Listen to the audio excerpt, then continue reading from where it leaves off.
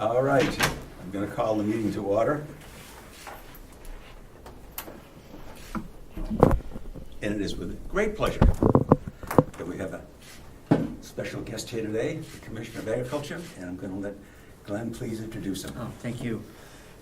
Yes, it's my pleasure to introduce our commissioner, longtime legislator, former Speaker of the House, and now for, what is it, 6 months or? Actually, just beginning my 6th month. I was sworn in on December 13th, I think it was. So. There you go.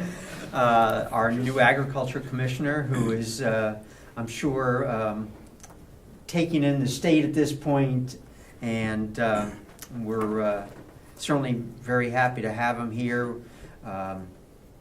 And hopefully it'll be a working relationship as we move forward with this great committee and the work you're doing, and see how we can combine efforts. So, Thank you, Glenn.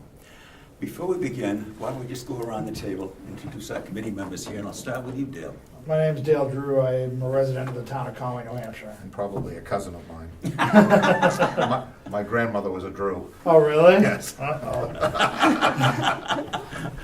I'm Sandra Brocar, and I'm a resident of the Silver Lake section of Mass. Susan? Introduce yourself if you'd like. Susan is the official Yeah. member. Susan Gaudet. I'm a resident of Wakefield, New Hampshire. Okay, and I say I'm Steve Knox from Albany. Unfortunately, legislative priorities have taken Representative Mark McConkey, who is the delegation representative on our committee here. But he did want me to convey that how disappointed he is not being able to be here and to add and become part of the discussion. So we will miss Mark. Just a little bit of history. You and I have exchanged some emails, but just to kind of bring everybody up to speed here. And that is, this committee was the second committee created by the commissioners.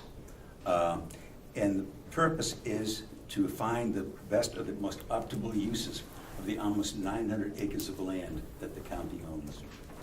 The county is phasing out of having its own farm operation here, joining the ranks of 8 other New Hampshire counties that have done that. But the commissioners felt that there have to be some optimal uses for the property. And what we did initially, we held 3 listening sessions throughout the county to get some citizen input. And as you can well imagine, there were a lot of ideas here and potential uses to follow up on. And what we did is we kind of broke them down into 2 categories. Those uses, potential use, or uses that we felt that the committee itself could perform and implement. And those that we felt the expertise that was required was more than what this committee collectively had to offer. And of those, we're going to be putting on a feasibility study. And those 2 areas were basically an agricultural learning center here on the county farm. And the other was to find some means of agricultural production, maybe not necessarily by the county, but in working in partnership with the local farm community here to see if there was any use for the property in that score. And so that's where we are at this point. And one of the questions that I have, and if I can just kick this off, is the big question, the unknown that we have at this point in time is how much interest there might be in the farm community here in Carroll County to basically partner with the county to do this. And I'm wondering if you have any experience in your travels, even though there are only 6 months of travels, to find where other regions, other counties have basically developed a working relationship with the farm community. Well, first of all, and if I could just to start off a little bit. Yep. It's my pleasure to be here because agriculture has always been my passion. I was a poultry farmer, and when I was young and much thinner. I wish I could kept with the poultry. I'd still be thin. But so I really am looking forward to trying to explore ways with you to keep the land in production that you already have. And I think I saw that it's like about 120 that's in production now for hay. Yes, most Yeah. of it's in All here, right. yes. But I do want to also tell you, and as I said, maybe a cousin of mine, the Drews are all over the place, but actually my farming roots in my family actually go in New Hampshire go all over the place, but particularly here in Ossipee. My grandmother was a Fall, and her family was from Ossipee. I think it was 3 brothers came over from Lebanon, and came here to Ossipee, and were here for, well, they came here in the 1700s and were here into the late 1800s. As a matter of fact, in the Carroll County history, I don't know if it was my great uncle or not, there's a story about he built the stone wall while his wife held the lantern.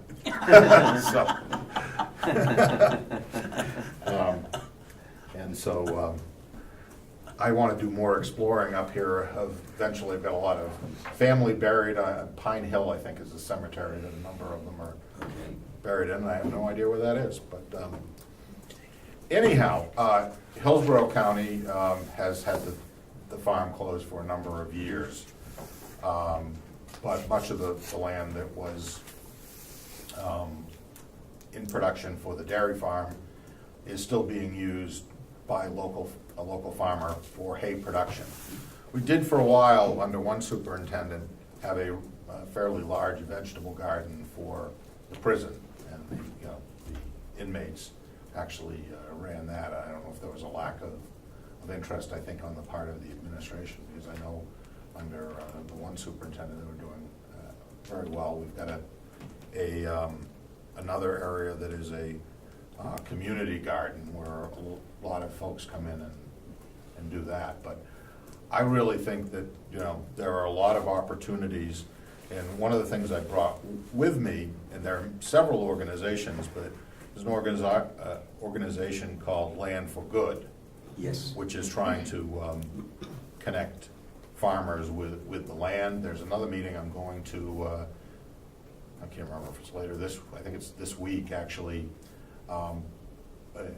It's an organization dedicated to veterans who want to farm and trying to help them find the land that they can farm on. There's an old saying in New England particularly that there's only 2 ways you become a farmer. You either inherit it or marry it. And so there's opportunities because land is so expensive. There's opportunities for a place like this to keep land in production, bring a little bit of income in. You're not going to bring a lot of income in, because that's the thing. Oh, well, we'll rent out the farm. Well, farming is a very marginal business for particularly the small farmers.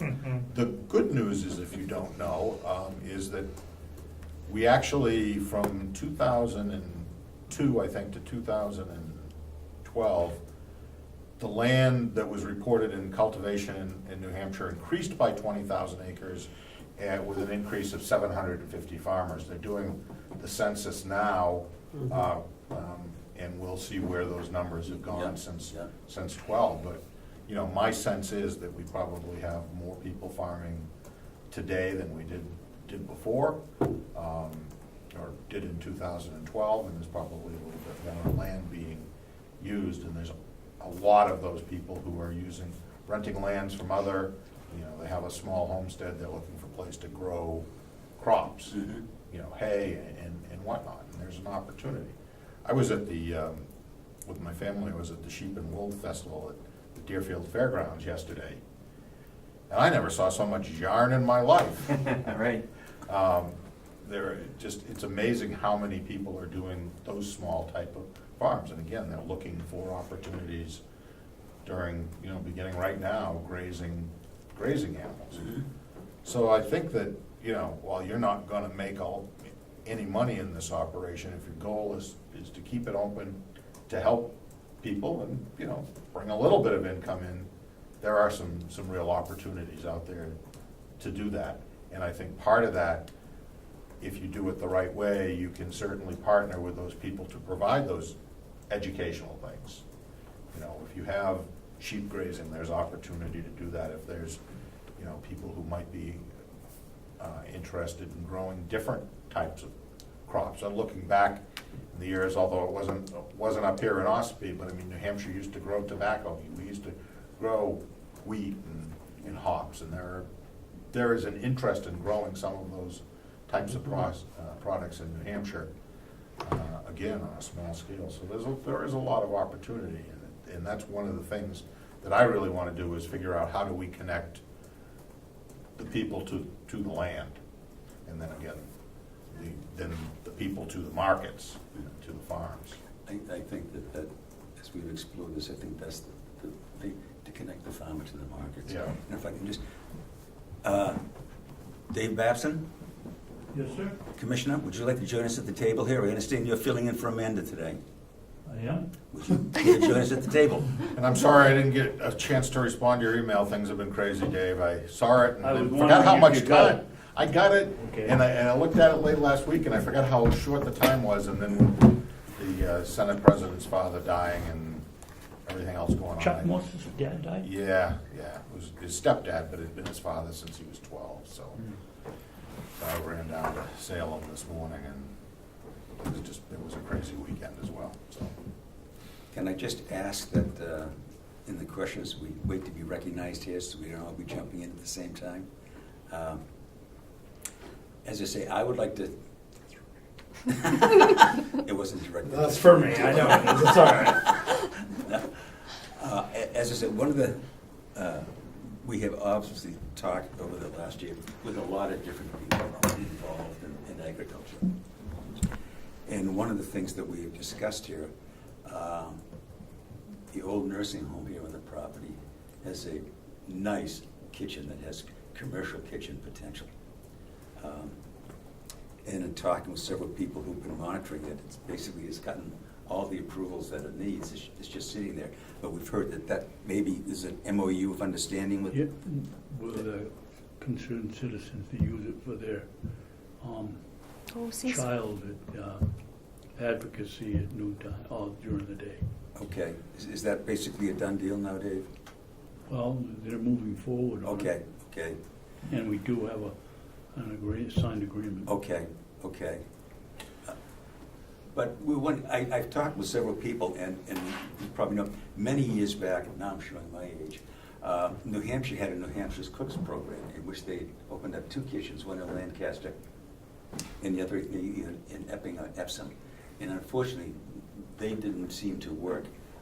And the reason that they gave, as I've talked with people, is that the farm community just at that point in time didn't seem interested in that value adding to the product, to the use of a kitchen that met state and requirements and so forth.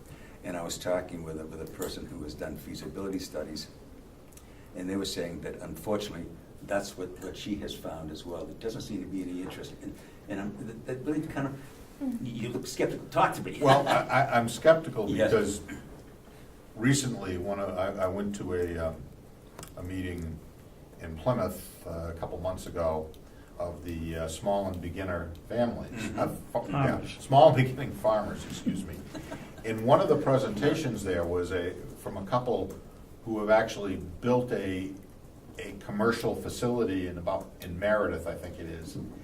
And they're really finding that there's a lot of demand. They do it two ways. Yep. You know, you can come in and hire their people to actually make your recipe, do whatever you want, or you can come in and rent the kitchen. And that seems to be going so well that, as a matter of fact, they started out because they were doing their own sauces, or salsa, I don't remember which was, not important. But this has now overtaken their business because there's such a demand. And when I was at a meeting of the Hanover Co-op, actually on Saturday, a roundtable discussion similar to this, that was one of the things that the people said we really need in New Hampshire is commercial kitchens, because now there are so many people who have a product that they're selling at their farm stand, or now even getting out into other places. You know, you see it, you can go to almost any country store and you're gonna find a product that is made in New Hampshire, a jelly, a jam, or a salsa, or anything. But in order for them to produce, they can't do it out of their kitchen. And you're in an ideal area with all the tourism around here for people looking for those products. And so to have a kitchen where people could come in and do big vats, and I don't know how many residents there were in the nursing home, but I imagine it was a pretty good sized kitchen. So there's probably a lot of potential there. Yep. And so I would suspect that, again, you know, that's one of those things where if you find the right people, and certainly connecting with the people down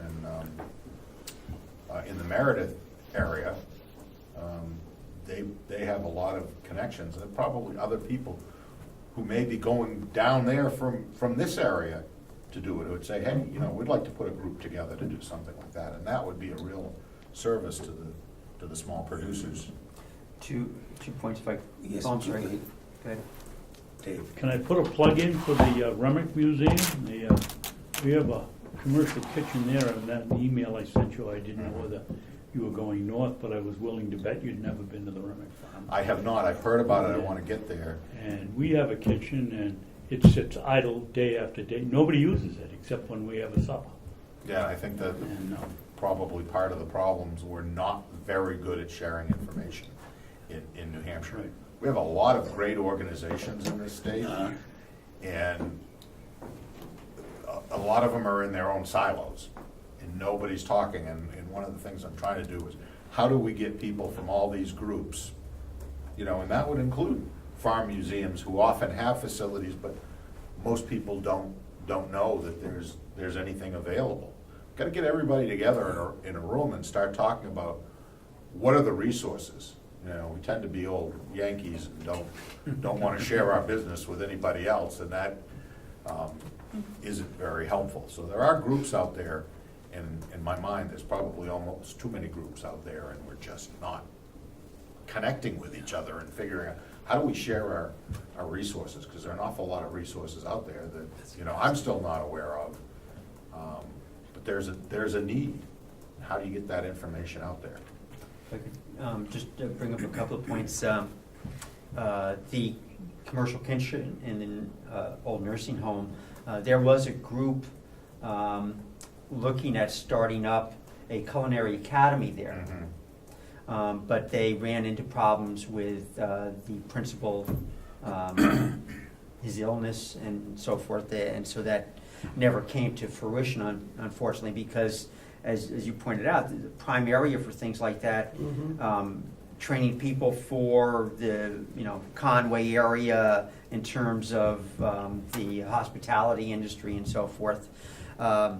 And I've worked with a lady in Sandwich who is bills herself as the pie and jam lady, and she's run into problems, some of which you alluded to, in that she had to have her kitchen passed inspection as a commercial kitchen, but even just then to have her recipes tested, they're sent to someone in Maine to have the recipes tested. Not even anyone in New Hampshire. I've talked to New Hampshire Cooperative Extension about, can we find someone in New Hampshire to do the testing rather than mailing back and forth to Maine? But, so I think that there are a lot of opportunities. And if I could just circle back to one other thing, the Agricultural Learning Center concept really grew out of a number of members of the county delegation, including Representative Comeau, who you might recall behind the camera there. We sat down together and we're talking about a 21st century model for the county farm. And came up with the idea of an agricultural learning center and talking to people. We had sessions around the county at the Remick Museum and so forth. One of the most difficult parts for someone who wants to begin a career in agriculture is the land. It's kind of expensive. So if you can provide that opportunity with the property that we have available here, it's a great benefit. And I know my son manages a farm for the Denver Botanical Gardens, agricultural farm. And they have a training program for veterans, how to grow your own produce and so forth. So there are a lot of opportunities, as you mentioned, and I think there are people interested. From all the people we had at our agricultural learning sessions, there are people interested, and hopefully this committee can help to, and with your input, bring some of these people together and really have a viable new vision for a county farm.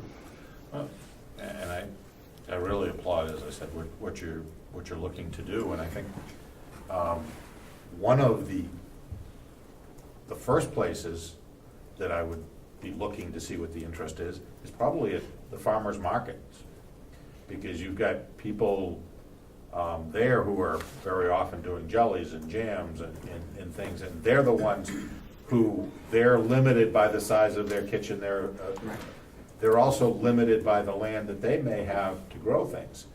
You know, one of the things that I've been talking to people about is that we have, right now we're producing about 8% of the food that we consume in New Hampshire. You know, and that compares to about 24% 100 years ago. We're doing it on a lot less land than we were, but there's a lot of fallow land out there, and there's a lot of area that's just, you know, ready to come back in. So we've got so much potential for growth without a lot of work. We just have to have those markets, and the people who are working at these farmers markets are really the people that they're help driving that. There's a lot others as well.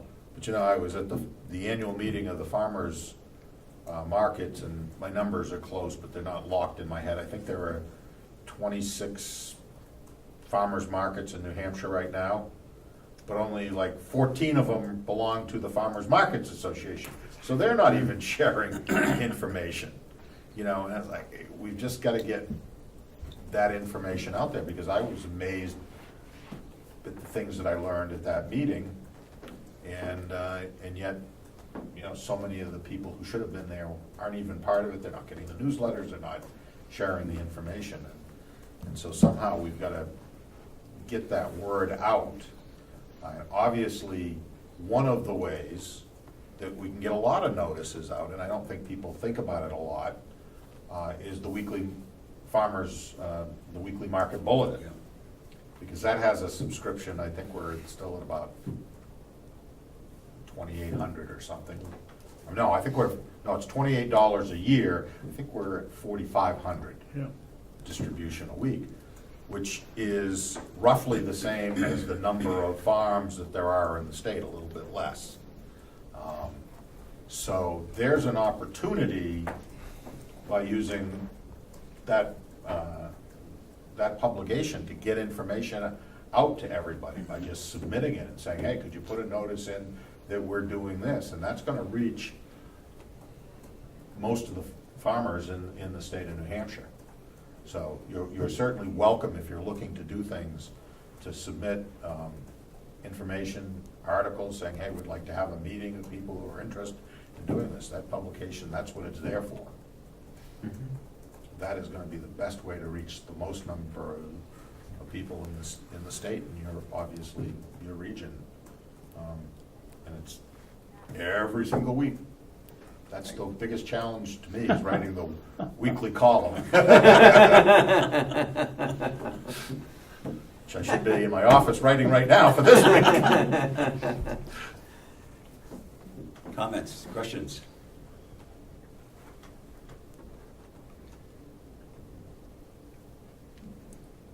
Well, I'll ask. The market bulletin, as aside from the communicator, that would be another Farm Bureau's own publication. Right. I mean, obviously, that's separate yeah, but that comes out, entity. what? Once a month? Is Every it- two? I think it's every 2 months. Every two. Every 2 months, and it only reaches The farm. the members, but if you want to get something out there in a timely fashion, you know, the market bulletin is the way to do it, because that notice, you Oh, you yeah. can submit it on a Monday, and it's going to be out there to everybody on If- Thursday and Friday. If you have a subscription, or if you. Well, yeah, I mean, so as long as one person subscribes, but when we get notifications from counties and things like that, I mean, those are things that are gonna go in. I'm not gonna care, oh, you're not subscribing, well, you're part of the government, so that's not a problem. Okay. No, go ahead. I was just wondering, Commissioner, you know, on the Education Committee and have talked with people in the Department of Education. They have career technical education centers. And we've talked, this committee has talked to some, I think, of the CTE programs in the area. Wolfboro and Conway are the two. But there are also two, I believe it is, agricultural CTE centers, one being in Tilton. And I was wondering if you had been to either one of those yet in your travels? I have not yet.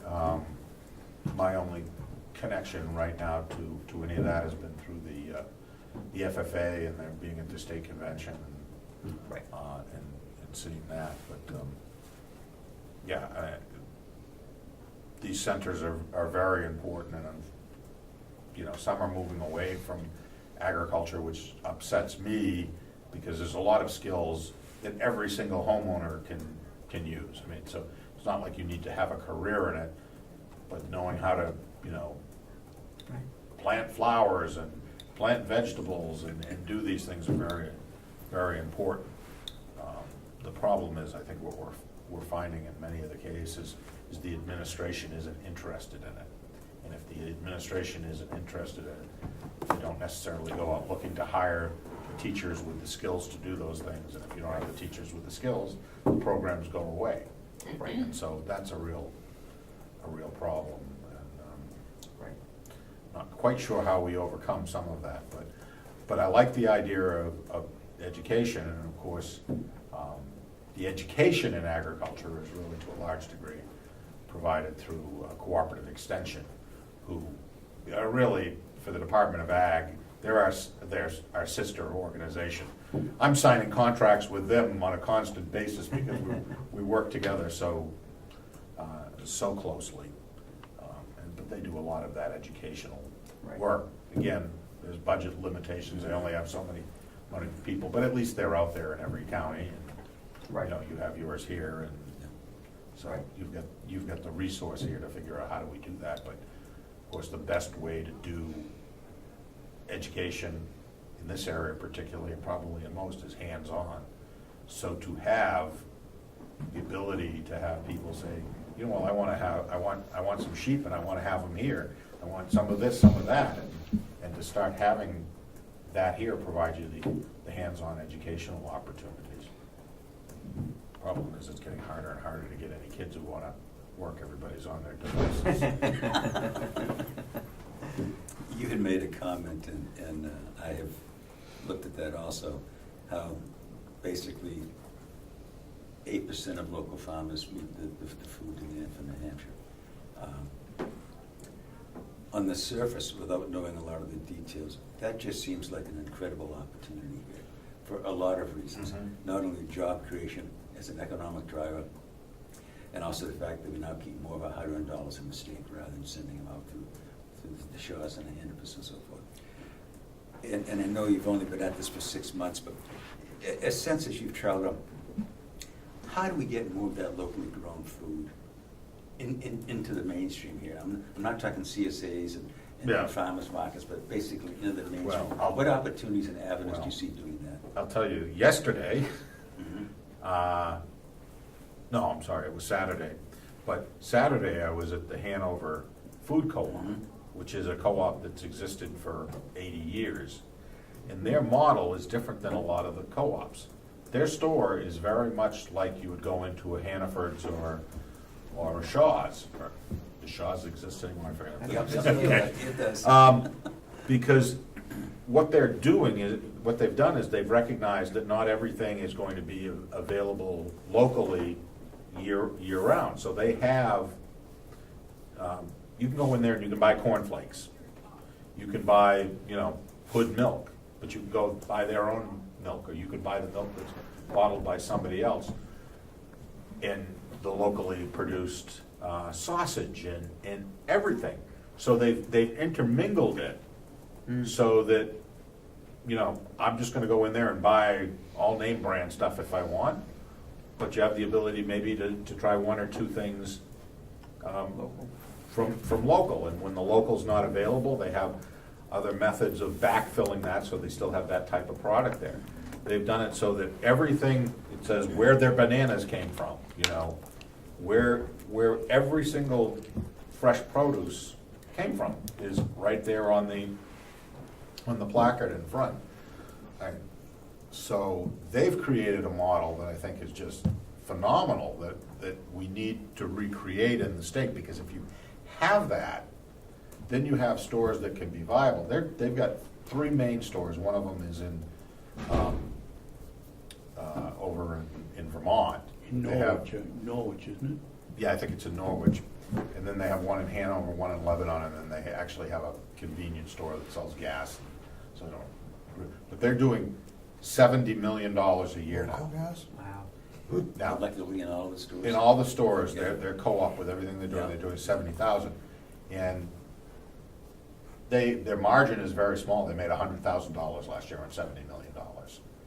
So, and what their model is not to give premiums back to the owners. You buy in for $50 and you own a stock, and you literally can give that, will that to your grandkids or your kids, and twice a month, they have a day when it's 10% off for co-op members on everything, whether it's on sale or not. So they're not looking to make money to give back to those stockholders.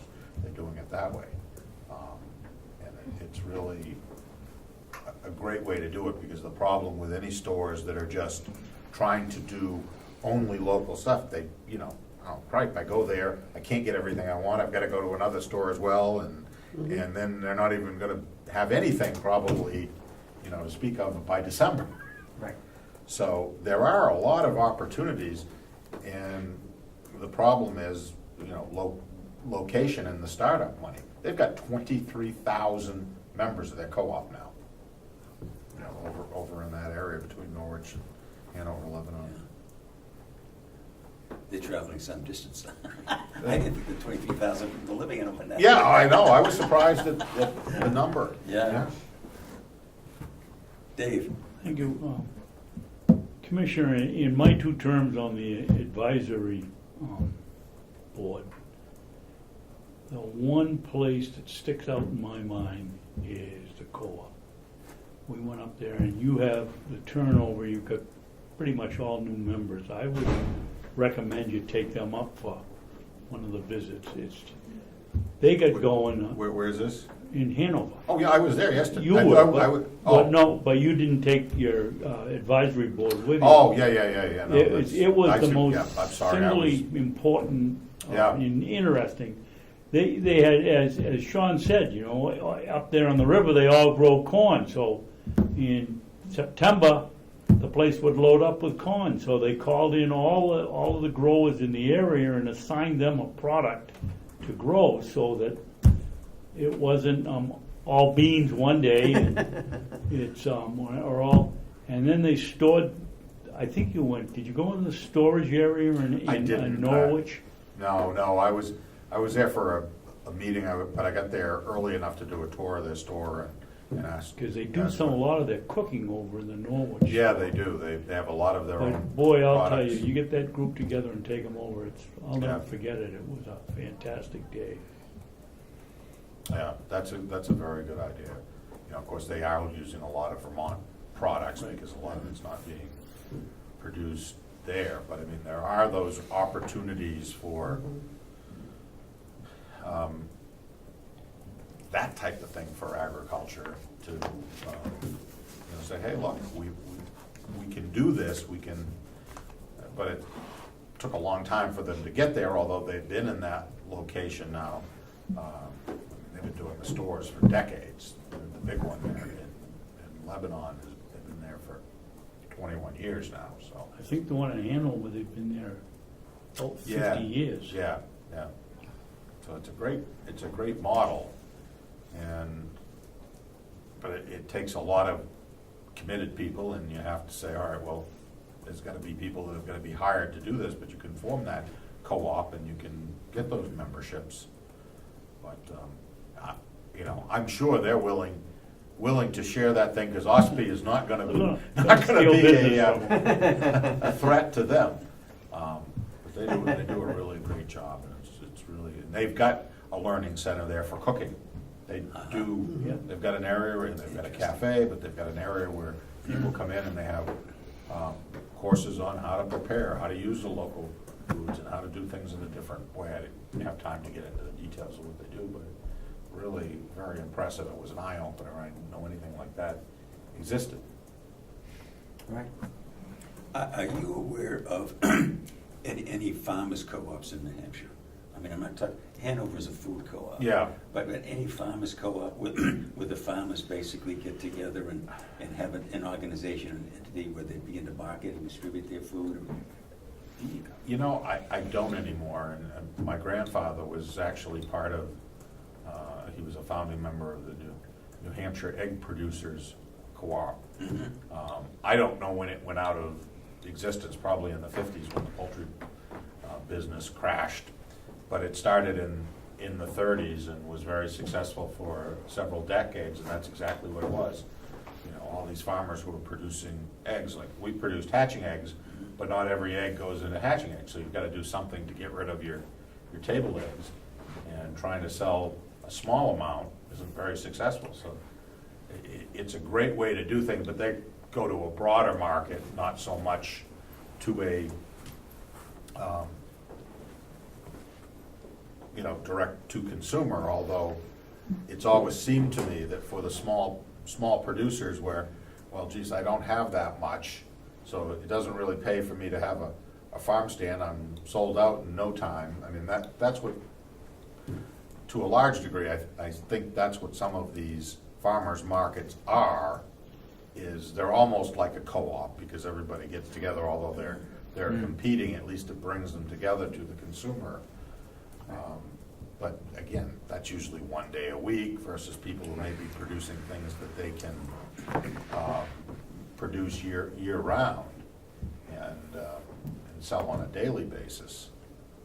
So there are, an awful lot of opportunity, and I don't know what you're looking to do in terms of anything like that, but with 120 acres tillable, there's a lot of opportunity to have people growing on site and actually have people selling here with a commercial kitchen. I don't know what the condition of your building is.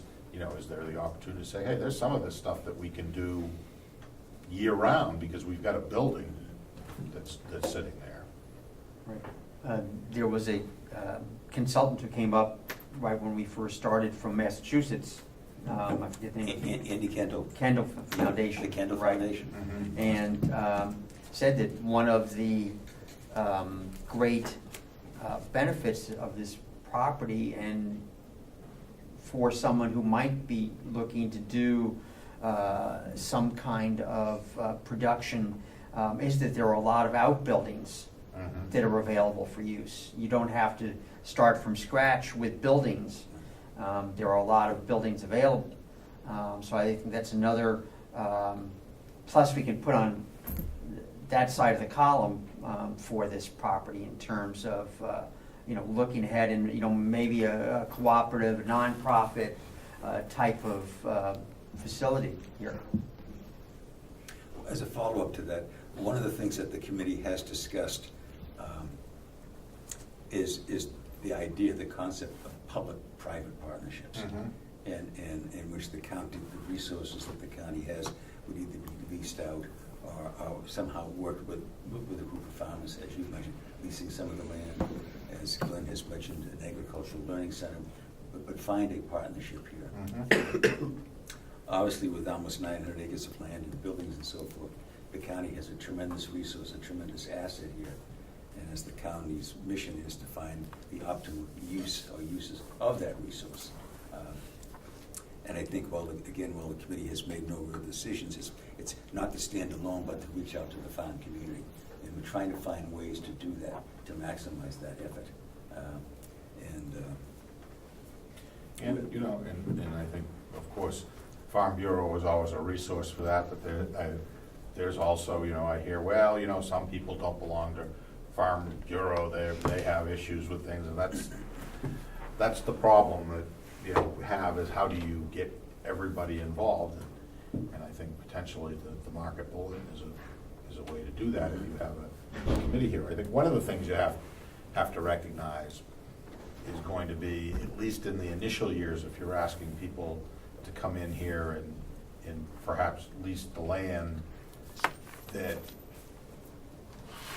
they need to know they're gonna have a lease that's probably at least 10 years to do any improvements.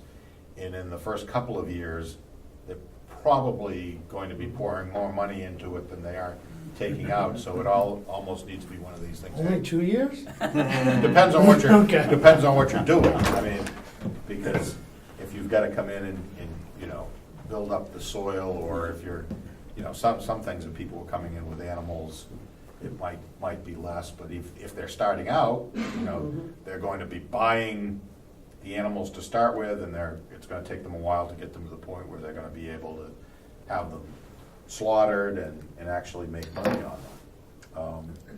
And that's the other area, and that's a concern in the state, is we don't have enough slaughterhouses. And I don't know that there's anything up in this area. Is there one, there's one in Ossipee? Oh, there is one in Ossipee. Oh, there's one in Conway. Conway. Yeah. Conway, Yes. okay. When I was chairman, that was one of my goals, when we had one federally approved slaughterhouse in New Hampshire. And you talk to people, oh, you can't have a slaughterhouse. This was in downtown Goffstown Yeah, before it burned down. yeah, well, they're rebuilding, and it's gonna be. And now I believe there's 5, and maybe 6. But the problem is, if they're not federally inspected, they gotta put a not for resale. Yeah. The first cow I ever slaughtered, I went up to the one you're talking about, Conway. All the meat comes back with not for resale. My kid saw it and said, "Well, that stuff's no good," and threw it out. And Well, that is the. and the federal inspection part of it is the problem, but it's growing. You've got, if you want to see a slaughterhouse that really is a monument to work by young kids, go down to Barnstead and go to that one. They have done, your floor's cleaner than this place.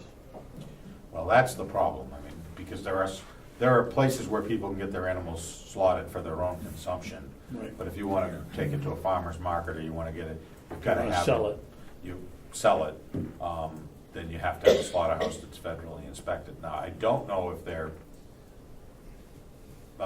backing off on some of that, having somebody there all the time. I know Taylor Eggs in Lee, Barrington. Barrington, thank you.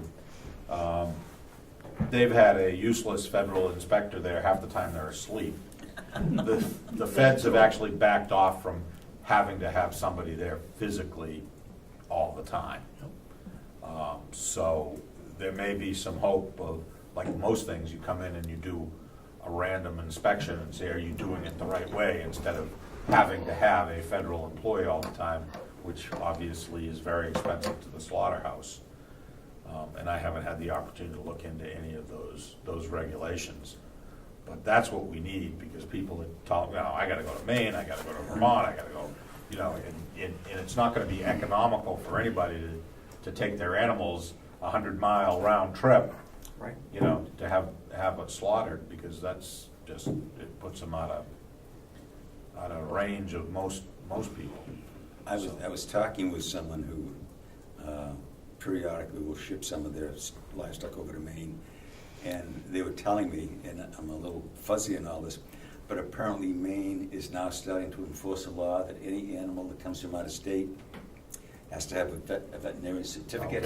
Okay. Yeah. Health certificate, yeah. Even if it's going to the slaughterhouse? Yep. Yeah, and he Really? was saying, he said, it just doesn't make, by the time I get through adding up the veterinary costs, the shipping and everything else, it just doesn't make any sense for me to do it. Yeah. So that's why I think one of the important things is getting, for any of this stuff to work, and I was thinking about, people who might want to raise lambs or anything up here in this area, because this is ideal.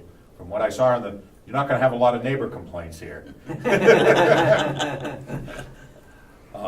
And so it's an ideal place to be able to keep animals that, may be a problem elsewhere, gives you the educational opportunity, keeps it. But where do they take those animals? How do how do we do that? Because we really do need more federally inspected, approved slaughterhouses to be able to make these things Yeah. work. Sandy, you had a question? As of the last count that I'm aware of, there are 4 federally inspected red meat slaughterhouses in New Hampshire. Yep. And for poultry, rabbits and turkeys, up to the equivalent of 20,000 chickens per year. Right.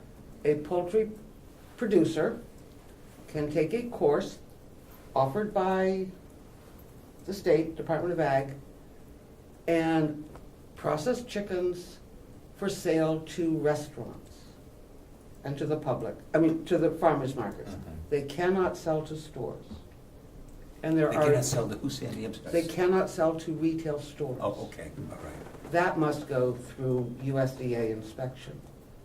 As far as I know, there are no poultry federally licensed slaughterhouses in New Hampshire. I believe that's true. The last one I heard about was in Maine, and it's impossible to get in there. I think there's one in Vermont. Quite a few farms are in fact licensed by the state to produce poultry for the restaurant trade, and they're taking advantage of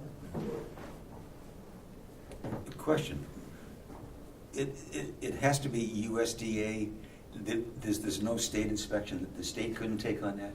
No, well, we don't have any personnel for anything like that. Uh-huh. And the way things are done, that probably fall under Health and Human Services Mhm. anyhow, which was the battle that I just took on, was to have the farm stands under the FSMA, Food Safety Modernization Act, which was going to be under HHS. That is going to be under agriculture. But dairy inspection, dairy sanitation is under HHS, although years ago it was under the Department of Ag. I never quite figured that one out, but, so yeah, I mean, in the problem with slaughterhouses, I'm hearing all the time, even if you find one, you've got to make an appointment, there's a waiting list, and Mhm. they're really backed up, so there is a need for it. Yeah, yeah. And that's, something I'm constantly hearing, and poultry is one that I'm hearing as well, although 20,000, I don't think there's anybody that I know of who's producing, that many, so, I don't think that's so much a problem, but of course, it's a problem, you can't sell it to the farmers markets, because some restaurants may be, okay, I'm gonna advertise that it's New Hampshire poultry, but they're usually looking for a better price, which is keeping, I think, people out of that market, whereas if you could go to a farmer's market with a chicken, it's probably going to be something that would be more profitable. Sandy? Well, on-farm processed poultry, you can sell it at the farmer's market. I know a number of farms that are doing that through this licensing procedure. Actually, the licensing was to allow them to sell to the restaurants. Some restaurants will take it. My concern has always been the restaurant's insurance Yeah. issues. And you know what? I don't know of any farm. Personally, I wouldn't want to do 20,000 birds a year because that's not a farming. Yeah. That's industrial. Yeah. Dale? As far as the poultry goes, processing, to add to what Sandy was saying, you can only sell a whole bird. Right. Is there a way that you can, does the state have any thoughts of lessening that to, because it would be easier to distribute to restaurants if producers could cut the birds up and sell them as parts instead of just whole. Is it a sanitation? Is it a cross-contamination concern as to why? I honestly don't have an answer for you. I was aware of that. I think it's on the federal level, Yeah. but I've been drinking through a fire hose for 5 months, going into the 6th. The volume's coming down, but there's still a lot of these areas that I get educated on every day. But that type of inspection, that food inspection is all actually under HHS, it's not under us, so. But that's gonna be coming under you, or? That isn't, the vegetables. The will be, vegetables, okay. which is a new federal program that doesn't exist now. Starts out slowly, because I think the first year that we'll be doing inspections will probably be in, I think it'll be 20 before we do the inspections, but it'll only be those who are selling $500,000 or more to the consumers. Those who are selling to restaurants and baker examples. So it's very complicated, and we're all learning on that one, but not gonna cover a lot of farms. Ed's gonna. Ed, Thank you for joining us today, all the way up in Carroll County. As it relates to your position as newly appointed agricultural commissioner, what is the state, or what is your role in your position have to do with local agriculture, and what can you bring to this committee for future ideas? And what is actually the state's role in your position? Well, thank you. that's a good question. If you look at statutorily, our role is really protecting the consumer, because we're largely about inspecting, whatever it is, about inspecting and making sure there's safety. That's to a large degree the statutory role that we have. But part of the statutory job of the commissioner is to promote New Hampshire agriculture. And so as I said, my job, what I want the job to be, is connecting the farmers to the consumers and seeing how we can work to do that. That's not statutory in terms of I don't need a budget to do that. That's this type of thing, and then trying to figure out what groups of people, where do we need to bring together to have those conversations and let people know what resources are available, whether it's, not so much resources through my department, because, again, we're all about inspections. We're about weights and measures, making sure that, you're getting the product that you think you are in all your animal foods. You're getting the weight that you think you're paying for. And then pesticides, it's education, making sure that people are up. So on the animal side, it's blood testing, making sure that when we're requested by the police to come in for animal cruelty cases, that we're there to assist and to give them the expertise on, is this animal healthy? Because somebody drive by, and they do drive by and see a horse and their ribs are showing and think, oh my God, that animal's, being abused, when, well, that's not the case at all. Yeah, we don't have a staff other than the agricultural development, and that's one person in that office right now, and we do have some share of the advertising budget, so we do have money to help promote and put out publications, but that's us, one person out of the whole department working on that.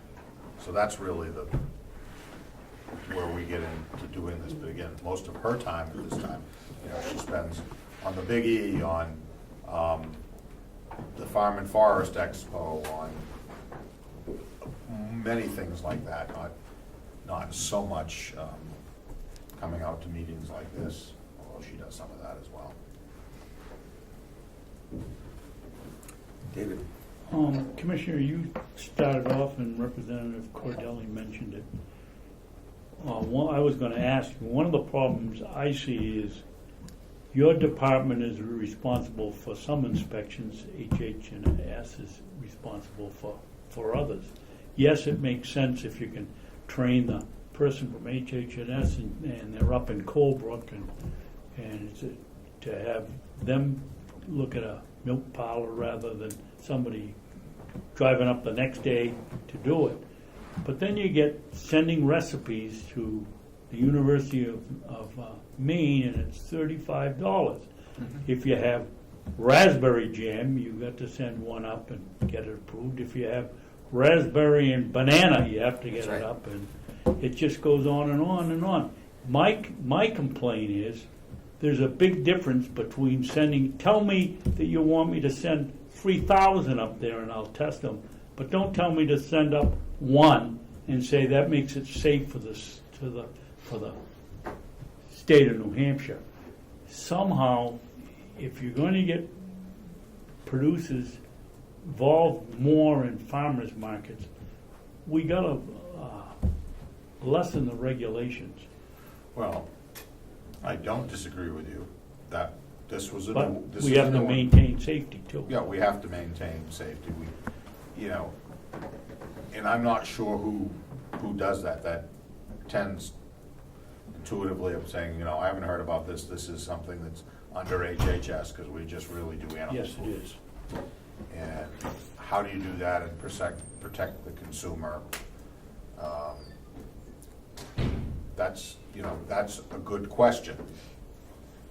It also should be intuitively, when you're saying recipes, I'm thinking what they're doing is they're looking at the ingredients and they're not cooking up a batch and seeing if they die after they eat it. They're looking at what the ingredients are, much like we do with animal feeds. We were out, we had a little bit of lull time. Two of the inspectors went out to stores to check animal products. We found 100 unregistered in one day. Unregistered what? Animal feeds, any product, it could be okay. a dog bone, but these were in many cases, from the major companies that know better. And so they found 100 in one day. Now, that's only their $75 registration is only $7,500, but they know better. And they said, hey, New Hampshire doesn't do a really great job of getting out there and checking everything, and apparently the stores selling them probably don't know or just assume that they're registered.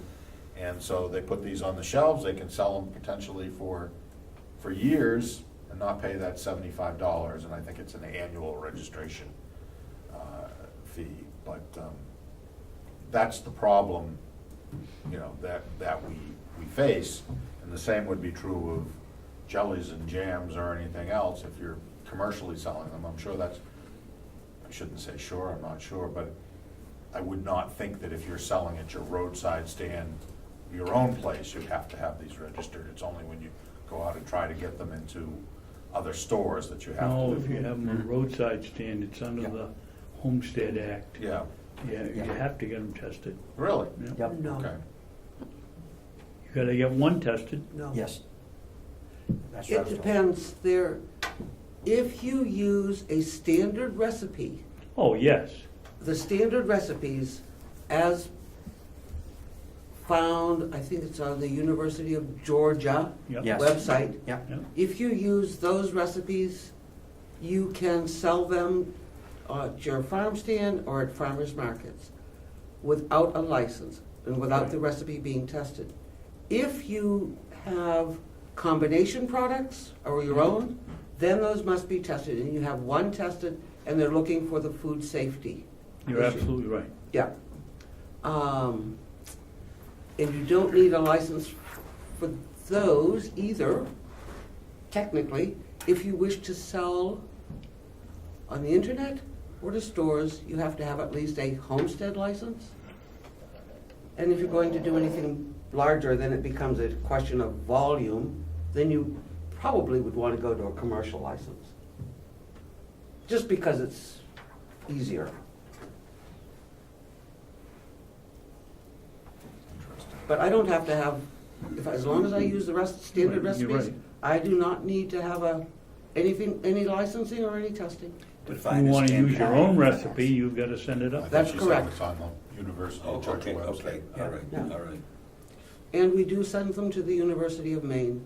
Mm-hmm. That's the closest place. The other place would be out to Cornell, Mhm. or I think down in Pennsylvania, is it? I don't don't recall. I Yeah. think extension used to, for some things, would go to Pennsylvania, but there's the University of Pennsylvania, Penn State, I'm not sure. I don't remember, Steve. Yeah. It's been a while since I checked it out. Yeah, I decided to just stick with standard recipes. yeah. Yeah. I had thought that the lady from Sandwich told me that even if it was a University of Georgia recipe, she had to send it over for testing. If she's going to sell it, perhaps online, No, just on farmers markets and things like that. unless things have changed in the last 12 months. Okay. Well, this is generally part of the problem with regulations, few people. All kinds of regulations. Ed? Just from what I just heard, it sounded like we're basically in agreement that the government regulations are in the way of the local, or to success of local farming. Because if you have a farm stand, I could sell goods that are not licensed, not tested, but if you, It depends on what the products are. so there are some products that you Yeah, don't need for to- example, you could not sell pickles. Relish. Sorry, relish, you can't. Those have to be made in the commercial kitchen, period. So if you're a very rich corporation, you could afford the licensing and the testing and everything else. But And if the you're a commercial local- kitchen, Yeah. But if you're a local person, you're done. You can't. So that's the barrier, the government. that's correct. Okay, thank you. Can we expect legislation here now? So much of that is, the problem is, so much of it is federal. Right, yeah. Mhm. Yeah. That, you know, as long as the buyer beware, you know, it's fine. Like at the food co-op, they're selling raw milk. They bottle it directly raw, you know, from the farm. And, you know, I don't know how we get through these federal regulations, because they really should be left to the states. Everybody wants people safe, but if you're using approved ingredients, Yeah. I mean, that's, recipes, really, it should be, here are the ingredients that you can use, you know? That's right. I mean, I don't think so, because when you say approved ingredients, what do you mean? Do you mean that I must buy my product from Susan? no, I mean, you can use Concord grapes, and you can use, you know, not, and You if can you use have a Churchill. jam and a jelly, Right. you know, and you want to mix things together, I haven't been aware of hearing any farm products when mixed together become toxic. Right. You know, if you put your peas and your green beans together, they don't. The thing is, Commissioner, if you say you can use Concord grapes, but then that would limit you from being able to use any of the other types of grapes? No, I'm saying there should just be a list. For instance, that's what we do with the ingredients in the pet foods and the animal foods. Here are the approved ingredients. Mm-hmm.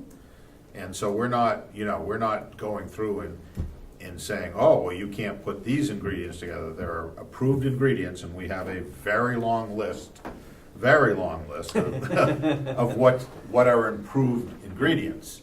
And so that's what can be used. If you come up with another ingredient, then you go through a testing process.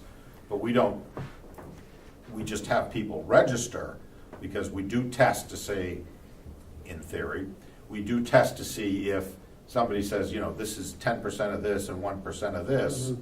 We will take that product, in theory, and have it analyzed to see if what is in it is what they're telling us. Because if you're saying, oh, you know, this is full of vitamin D, and we tested, well, there's no vitamin D in it, you know, that's consumer fraud, that's a problem.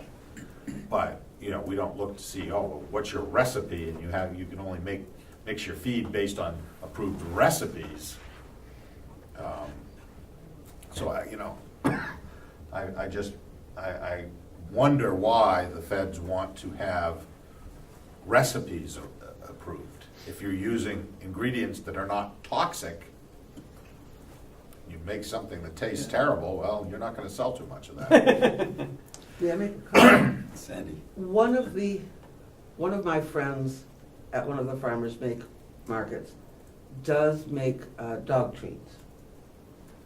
And I find it very amusing and contradictory in a way that she is required to be licensed as a pet food manufacturer, and yet myself, if I'm selling my preserves out of my home kitchen, you know, using the approved recipes, which is stated by the state, by the way, do not need to be registered. I just find it very odd. Does seem a little odd. No, I'm not No, don't complain about it. I'm not dog- the complaining, dog's- it just seems somehow out of whack. Well, that's the problem. You have state regulations, federal regulations, and then, you know, I think that probably as things moved along, I mean, we grew up in a society where everybody had homemade jams and jellies, and, you know, and you do that versus your animals, you know, that, this stuff is new, and people can put god-awful stuff in animal foods, and the dog's not gonna really complain about it, but it might make him sick, and you don't know what made him sick. So, I mean, I can see to some degree why it evolved the way it did. You know, it was more trusting that people were not gonna poison their neighbors with the food, but they could do something with an animal food that, you know, could kill a lot of animals, and you might not even know why. Because they can't tell you when they're sick or how they're feeling, or. Yeah. Sure. Did you have a question, Susan? No, okay. Another question that I have here is, as I mentioned, many counties have basically closed down their individual farm operations. Yeah, all but one. Yeah, and some have done studies as to what do we do now with the land. Are you aware of any counties that have basically, maybe solved is not the right word here, but have basically come up with uses that they felt, okay, that this has worked for us? Well, Hillsborough County did a study, Yep. and I was part of that at the time, looking at, and they didn't want to sell the forested land. They did the idea of doing a development and doing long-term leases on the lots, and spent a lot of money on that, and had a lot of stakeholders come in. I'm not sure that resulted in anything actually happening. So I'm not aware, because a lot of cases, I mean, you look at over in Stratford County, they don't have a farm, but there's still a lot of fields. They have, I think most of the counties have simply brought people in to lease the lands to do hay. You know, Hillsborough County's got a nice little piggery there. There's no pigs there. There's a dairy barn there. There's, you know, no cows. I'm not sure that I'm aware other than, you know, these little community gardens, of anybody doing on a commercial scale that goes beyond hay, and maybe somebody using some former cropland for corn or something like that. It is a challenge because of the fact that you know, farming is so difficult, and the process of going through dealing with a county can be difficult, and there's nobody, I think, based in each of the counties that really wants to put the time into figuring out how we do this. You know, I think it could be done. And you know, obviously you're way up here, and there's a lot of land around here. I don't think you're gonna turn this into a, you know, I don't think you're gonna have a better shot at having industry come up here than Hillsborough County did, where we're right in Goffstown, just outside of Manchester. So, you know, you've got a lot of woodland. I don't know if you've had anybody managing that, but Yeah. certainly. Cooperative extension. Yeah. County Forest Extension Yeah. manages that. And we also have an agricultural agent who Yeah. basically oversees. So you're Yes. bringing people in and you're harvesting. Yes. Yeah. That's good. Yeah. You know, and that's probably the best you're gonna do with that, because that's pretty easy to get a contractor in here to, all right, here's the area we want harvested, so, the bulk of your land is probably being managed as well as it can if you are currently doing that with the help of the forest. Yeah. You know, and it's not like this area has a shortage of hiking trails and things either, so you don't necessarily need to. Well, ironically, we do have a subcommittee that has been looking at a trail network here. And to date, that has been very successful. Really? They've basically identified, what, about 6 miles of potential trails here? Just over 6. And also smaller trails around the Yeah. nursing home and so forth, so that has been, I would call that at this point in time one of our success stories. Oh, In that's fact, our good. only success story. I mean, this really has been getting legs here, and as I mentioned earlier, the committee, after taking the input from the listening sessions, we kind of broke it down as to activities and potential uses that we felt the committee and the county could do itself. And the trails was the head of the list. And that's moving along very, very nicely. And Well, it's the certainly, subcommittee's you know, been working very hard on that. I'm surprised with all the mountains and everything. Yeah. That is- You know, I know in my area, we have, the town now owns the old Benson's Wild Animal Yes. Farm, and we put in Yeah. a lot of trails, hiking trails in there, and that's, you know, hugely popular, but Yeah. again, there's not a lot of hiking trails down in southern New Hampshire. Exactly, Right. exactly. But this is on the southern end of the county, and I think that works to our advantage as well. And what we did in putting that together, we found that there's quite an equestrian group here Oh, yeah. in this part of the county, and they have been very, very interested in opening that as one of the uses, horse trails. Yes, oh, And yeah. that is moving along very well as well, because they'd be multi-use trails. Yeah.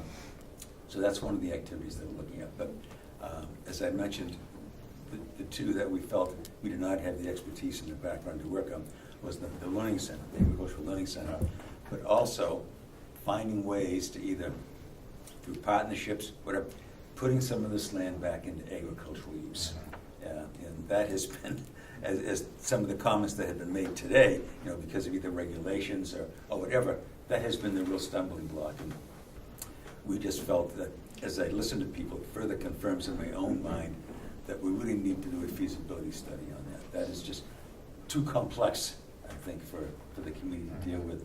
And in listening to the conversation today and the comments, that the obstacles, the roadblocks, the federal regulations and all that, just, my thinking is, okay, this may be a little beyond us to deal with all of that. But if there are other counties out there that have gone through this, Yeah. the same issue that we're going through, and as I say, there's 8 of them out there, you know, are there any success stories? Well, that's where your association of counties should be able to help Yeah. you, but as I'm saying, I know what Hillsborough's done. Yeah. You know, I've been over to Stratford, and, you know, see, it's just a huge haying operation. They have a Yeah. lot of land open Yeah. around their buildings, but, you know, there's nothing that I see that going on except for haying, which is all that's going on in Hillsborough right now.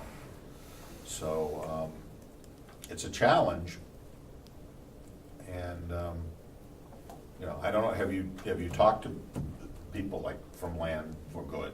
Yes. To see if they have Yes. people in this area, Yeah. you know? It was interesting. I talked with them quite a while back, and I was never given a real reason why, but they were kind of pulling back from some of these activities. And so they felt that at this point in time, they weren't sure how much help or expertise they could really Yeah. give us. So we just Interesting. elsewhere. But yeah, I've had several conversations with people down there, because that was one of the organizations that were given. But it's, there are just definitely mountains here, obstacles to gotta get through, and we're not sure how to do that. Well, I would think if you were able to connect with the farmers in your area, get a decent list of who is farming in the area, and a lot of that stuff is available on our website, Yeah. just by looking at who's producing and put out a proposal. Are you in need of more land for production? Whether it's for grazing during the summer or for, people coming in wanting, we need a place to put in some grapes, to put in some fruit trees, to any number of things. See what's out there. Just ask for proposals for use of county land, and have them come in and say, well, I'd like to take, you know, a 5-acre chunk here, and gee, I could really, you've got this building here, and that could connect in.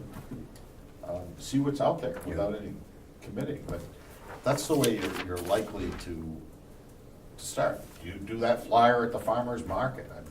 I'm pretty sure you have one, there's one in Wolfboro at least. Yes. You know, anybody looking for more There's one in land? Tamworth. Tamworth, I Yeah. mean, those farmers markets is, you know, that's where the people who are, and many of them are very limited by the land they have available to them. And if they knew, oh, we could use some county land, and, you know, we have a commitment to do that for 10 years, we'd take a vote of the convention, but people may be willing to come in and do that. Things like fruit trees could be, you know, longer than that, you know, but. Dale? We also have to make it easy for those farmers, when we connect with them, to use the land and not put so much red tape and restrictions, and this is how much you're paying us, Yeah. to make them interested. Yeah. It's, you can find people that are interested, but if you don't make it easy for them to do it, or cost effective, it's not Right. going to happen. Well, that's exactly true. You can't get into that, well, we don't want you to use GMO, we don't want you to use, you have to be able to say, look, if it's approved for use in the state, you can use it on the county land. You know, it's pretty much as simple as that. Because if you start getting into the restrictions, you're really gonna have an issue. And like as I've talked to some of the organizations, I'm not gonna pick sides in GMO, non-GMO. That's not my job. You do what you want to do, what you feel works for you. I'm gonna support you no matter what you're doing. And what I don't wanna do is get into this where people are, I had one woman actually it was at the small and beginning farmers meeting, and she just was throwing out like Monsanto and this and that. and I looked at her, I said, you're just a bomb thrower. I'm not, you know, you're just throwing out a word and trying to see what kind of a problem you'll create. That's, you know, you need to farm the way you want to farm, and let others farm the way they want to farm. Yeah. Because, you know, frankly, and I don't mind saying this, but I mean, there are people who think that we're gonna feed the world without using GMOs and without using, you know, insecticides or anything. Well, we're not. We're gonna feed about half the world, and if you wanna do it that way, that's fine, but everybody can't afford that. There isn't enough land to support that type of agriculture and feeding the billions of people in the world. If you want to sit and watch half the world starve, well, I don't. So I want to produce as much food as we can. We are still losing over 1 million acres of farmland in this country a year. And that's been going on for probably 50 years at this point. You know, I think it was, I think it's something like, I wish I would remember the numbers, but we lost in 20 years, we lost the equivalent of all the farmland in Iowa. You know, it's ridiculous how much farmland we're losing, so. Dale? So, Commissioner, how do we fix that in the state of New Well, the only way to fix that in the state of New Hampshire, and thankfully there are a lot of groups out there with the help of LCHIP, and LCHIP is leveraging a hell of a lot of money. We're putting the conservation easements on the land. There's constantly projects underway to purchase development rights on farmland. That's the only way we're going to do it, because I do believe in property rights. I believe that if somebody, you know, has a piece of property and they want to sell it, they should be able to sell it for the highest and best use. But we ought to be smart enough as a society to step in and say, well, wait a minute, that's riverland. We need to buy that. We need to help somebody be able to put that into production.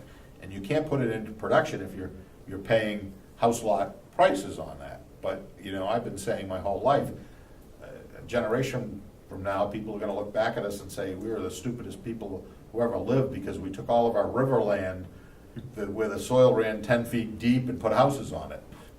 You know?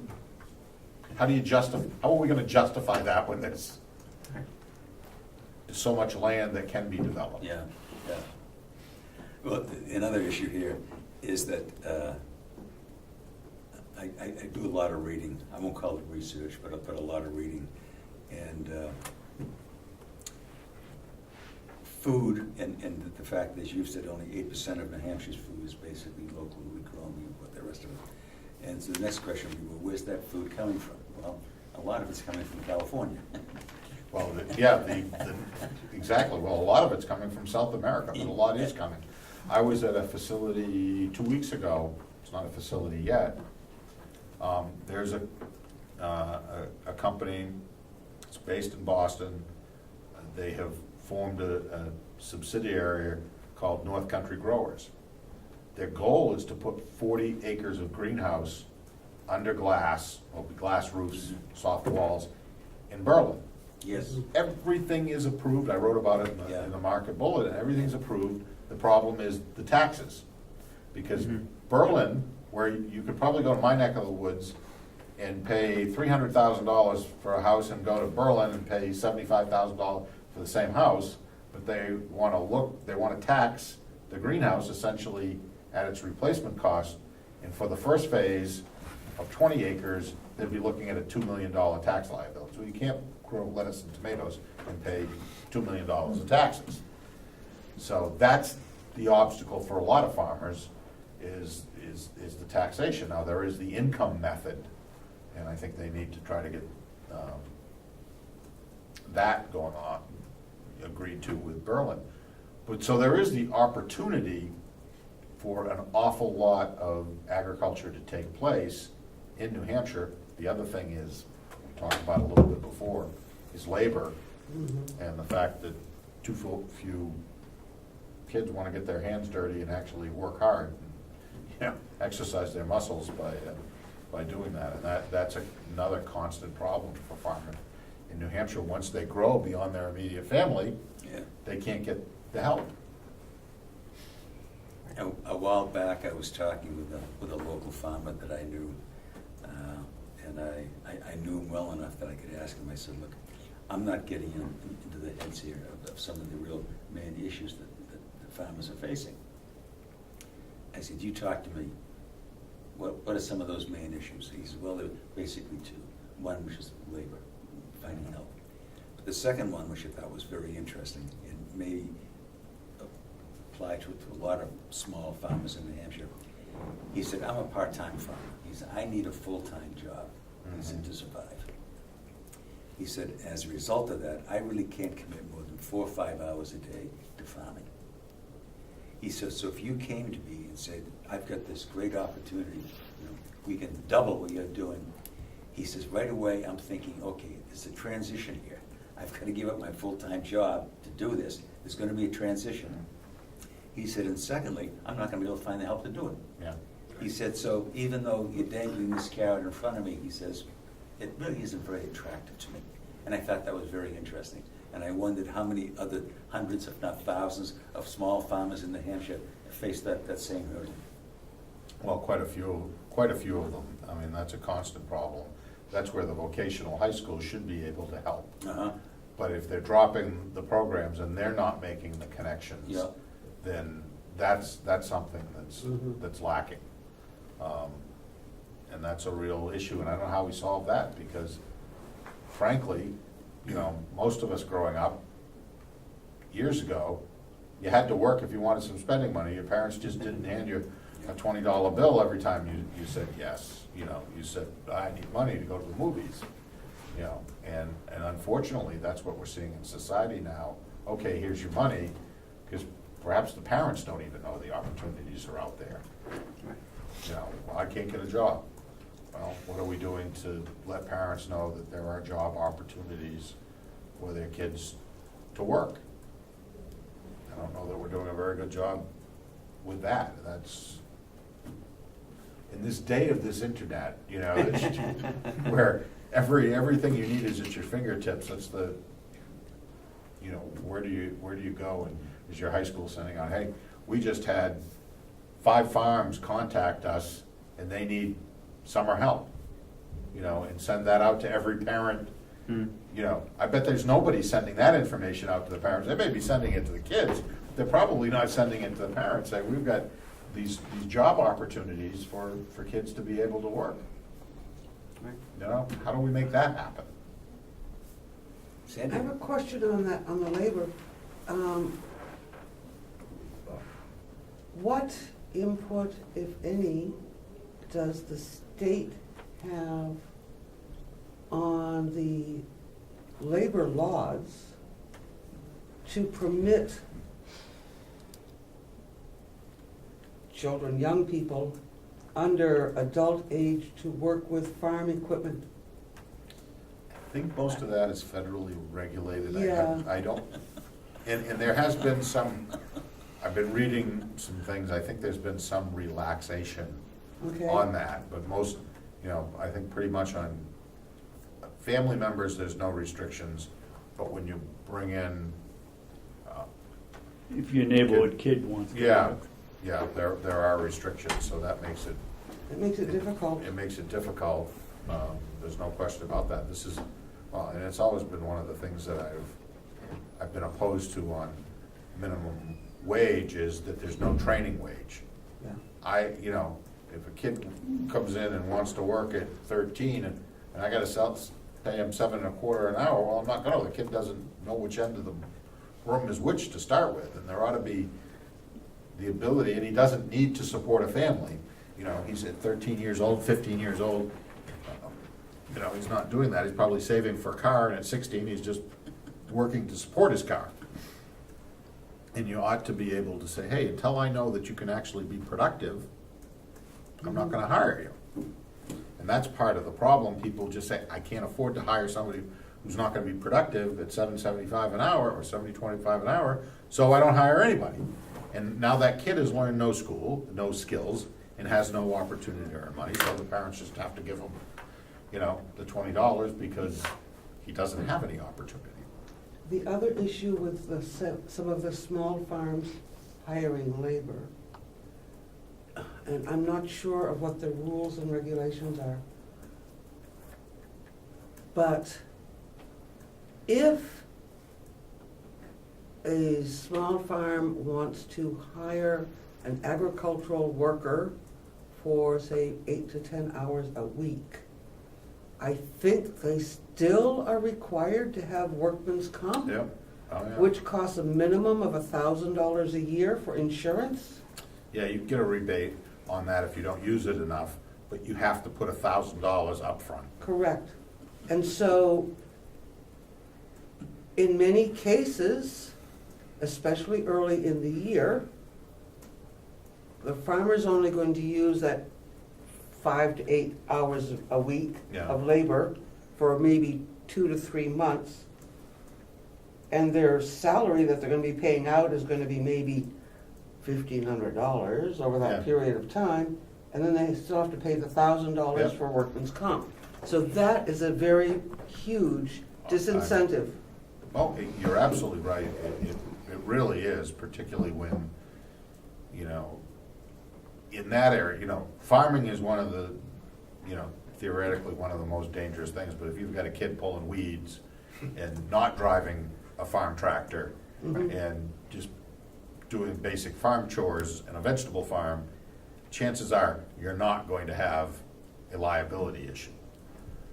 And that is, but that's a problem. We looked at it, there was something that came up 2 sessions ago, Glenn, relative to that, because there are states that are more forgiving. I don't think we Right. had any success with it. I don't think so. But that's a legislative issue. There are Yeah. things that the New Hampshire legislature can do. And as I recall, we were trying to do that. We were trying to say, hey, look, this is ridiculous. I'm speaking from my own experience because I have a seedling nursery or seedling greenhouse. And I need help for 1 or 2 half days, maybe, Yeah. a week for, say, maybe April through middle of June. Yep, I cannot afford no, you can't. the workman's comp, which is going to be almost the same out of pocket as the salary, or the, you know, Yeah. so as a result, I don't. But there's got to be weight, and that limits my growth. And that is a fixable thing, but you have to have a legislature that understands the issue. And that was the problem when we were trying to fix that a couple terms ago, and I wish there was, because other states have done something, and I think in a way that if you have, I think it's like Family Farm Insurance does sell an insurance policy to cover that, and so if the state allows you to go that route, you don't have to have the workers' comp if you're hiring people. I don't remember the particulars, and I remember that it was I thought it was a really good idea, and we couldn't make any progress on that. Just I'm pretty sure, well, if we had, I'm sure you'd know about it, so I think it failed.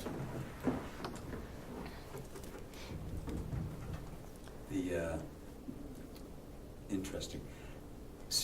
Actually, I think it was in 2009, the state of Vermont passed a law called Farm to Plate. And I've been following that because that just seems like a very interesting model of a state trying to come to grips with, okay, let's let agriculture do its thing for the reasons that have been mentioned. And every year, I think they have to give an annual report, whether it's to the legislature or the governor, okay, this is what has been accomplished. But the sense that I get is that this is really moving along. This is becoming very useful, productive. Is New Hampshire, is your department looking at anything like that? I believe on the website, we do have, there is a lot of farm to plate going on. And I think I think on our website, there is a place where you can see what restaurants are using local produce. I think that does exist, and I think it's modeled on farm to plate. I don't think there's any law. I think it's just we're trying to help, again, connect the consumers, in this case, the consumers to the restaurants, which have connected with the farm. So I don't remember off the top of my head, but I have this recollection that we are doing something like that. You know, drinking through the fire hose, and some of it's coming out my ears.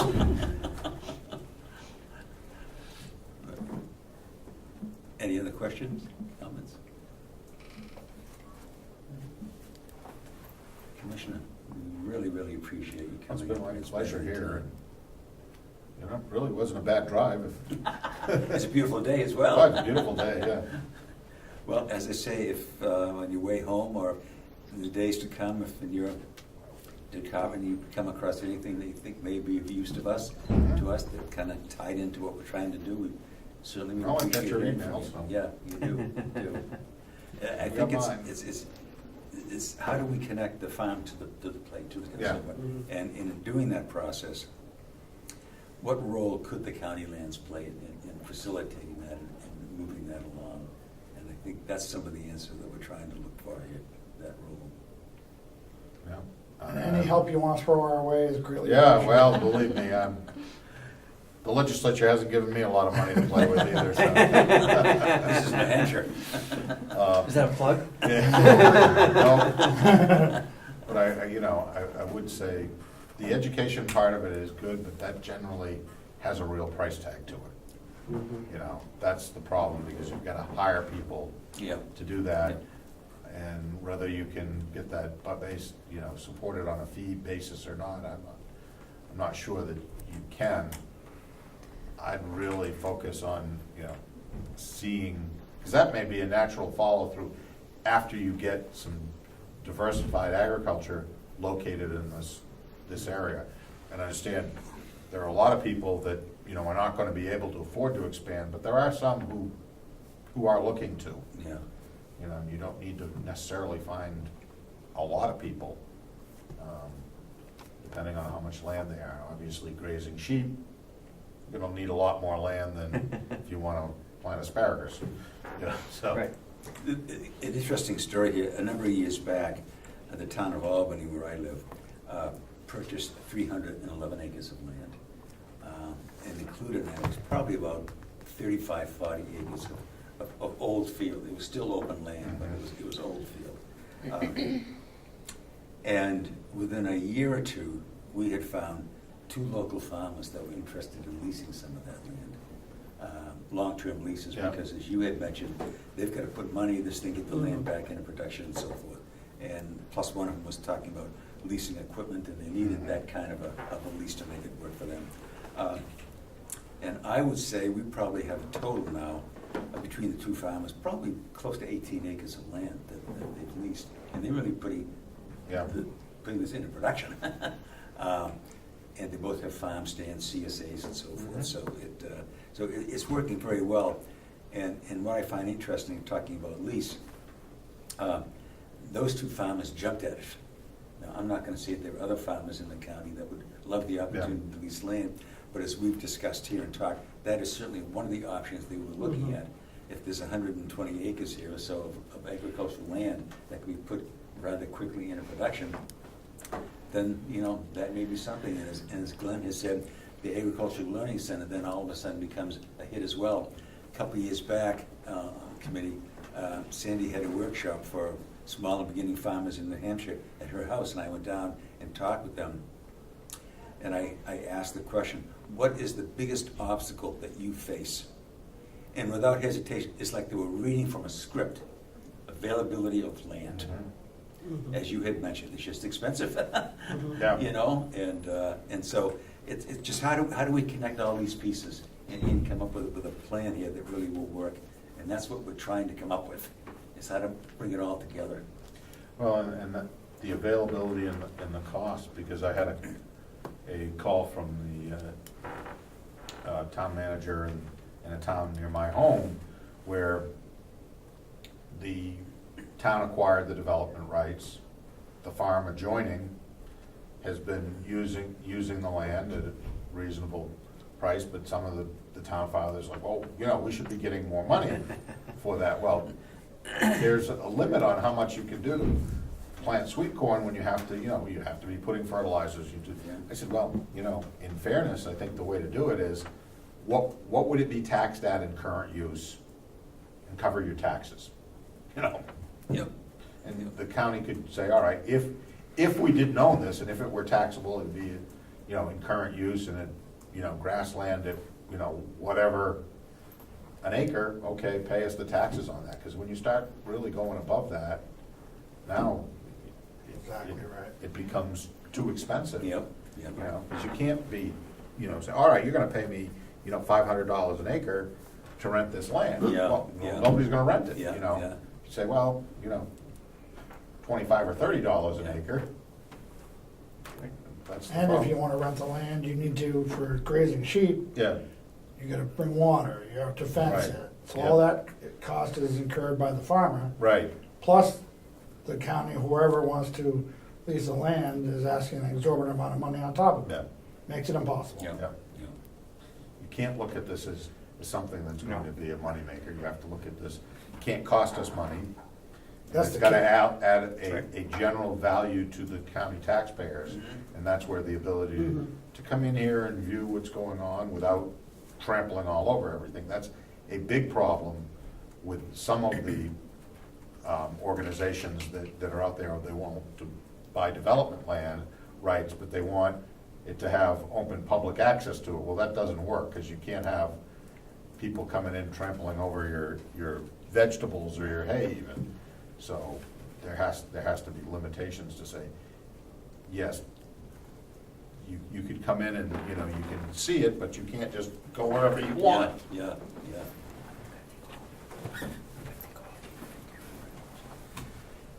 Well, Mr. Chair? yes, There's a Damon. question. I was just doing a little bit of research online here, and it looks like, there are all kinds of online farming education. I guess UMass has a program, NHTI. It just seems like, you can just do all that, you just have a virtual program and say, here's the land. And then that way you don't have to build When we talked to NHTI, part of that discussion was online learning. Their online director came came with them, so that because for farming, it's not all about the hands in the dirt. There's marketing, there's accounting, and so forth, and all of that could be done online. Yes. And even the dirt, if they have a video of somebody planting the peas, then we get an idea of it. Right. In your experience, Commissioner, is marketing one of those facets that a lot of the small-time farmers just really don't have a handle on at all? And if so, how could we get that piece of the bigger picture to them? Yeah. Well, I think they- Issue for me this spring. I think they have a pretty good handle on it. From what I'm seeing, there's an awful lot of good marketing out there. I think the problem is some of them aren't located in the right place to be able to market. If you're 10 miles off the beaten path, you're not gonna, and you put a sign up farm stand 10 miles, you're not gonna have any luck. So that's where there's a problem. It's great if you're on the beaten path, you can market. Otherwise, that's why I'm saying you need to be part of a co-op. You need to have some place where you can bring your product there.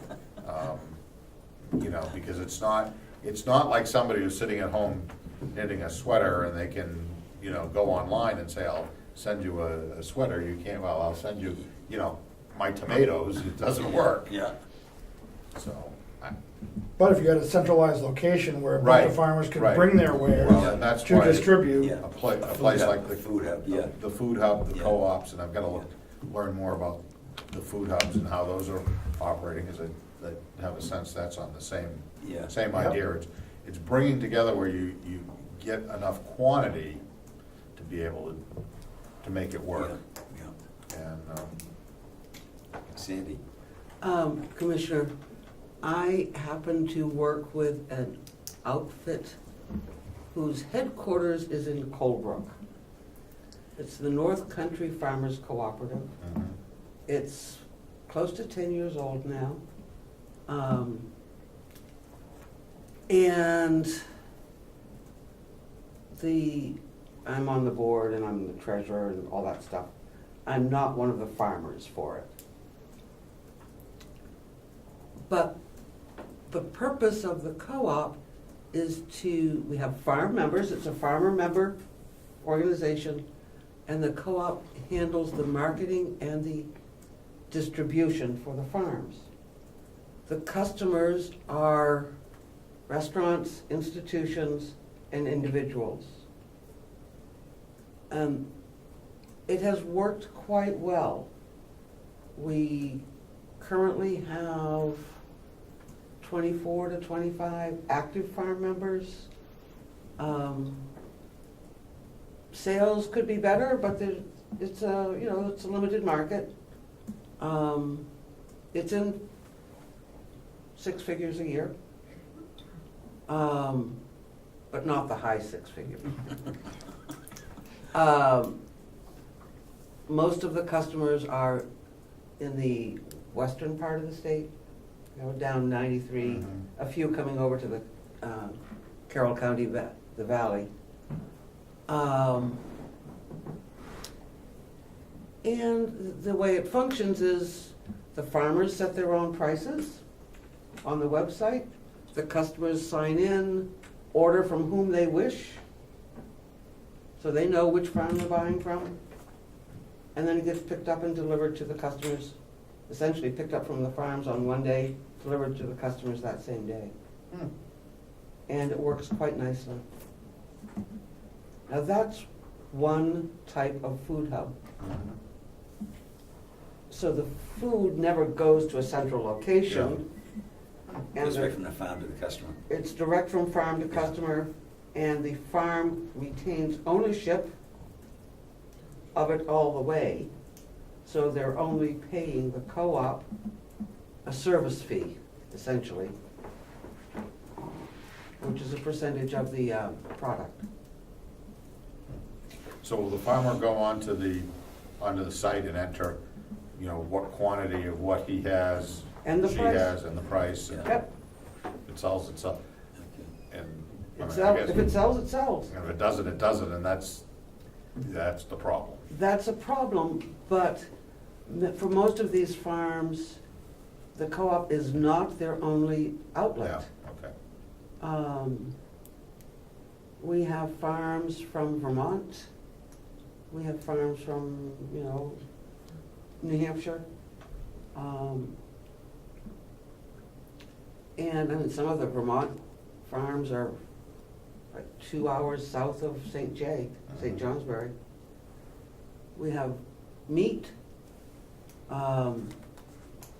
cheese, eggs, poultry, vegetables, fruits, herbs, plants.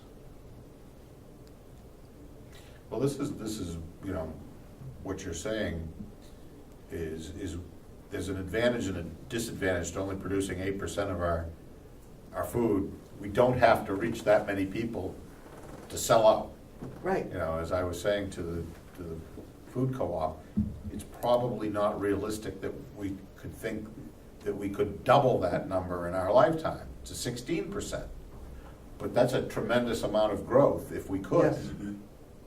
And we certainly have the land out there to do that, and now with so many different ways of growing, like this facility in Berlin, Mm-hmm. if they were to get into full production, they would be producing with the tomatoes and the lettuce only 0.8% of what's consumed in New England. In New In England. New England. In New England, Right. right now we're Yeah. we're bringing in like 95% Yeah. of the lettuce and the Yeah. the greens and Yeah. the tomatoes that we consume. So our potential for growth is so incredible, and I said, well, geez, you're up there in Berlin, and it's a long way, and they said, but think about it. We're bringing in produce right now from South America, from Yeah. California, from Florida. Those, Yeah. if you're bringing in a truckload of lettuce from Mm-hmm. California, it's consuming 500 gallons of diesel fuel. Yeah. It's a huge cost right there. So Yeah. to go from Berlin to Boston is nothing. Mr. Chairman, I have to leave. I have an Ossipee Selectmen's meeting coming up, so you can just keep going, but I just need to Okay, step back. thank you very much.